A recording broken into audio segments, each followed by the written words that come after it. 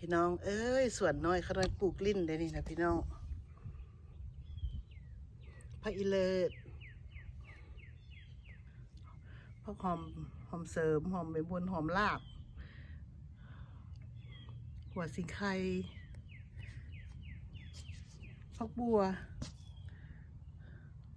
อันนี้ก็เป็นเนียงตะกางกะเพรา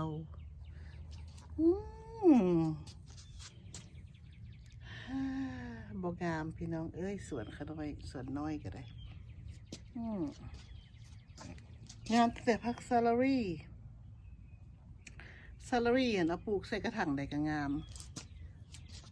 พี่น้องเอ้ยเห็นดิกระถางนี่ก็งามพักซาลารี่อันนี้มัน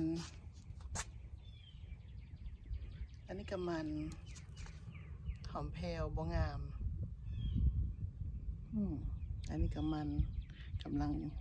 ขึ้นกระเทียมก็บ่ค่อยงามแต่ผักซาลารี่อย่างเดียวกับมันกับแครอทขนาดปลูกแครอทซ้ำนี่แหละปลูกลิ้นใส่กระถางพอมีแนวเฮ็ด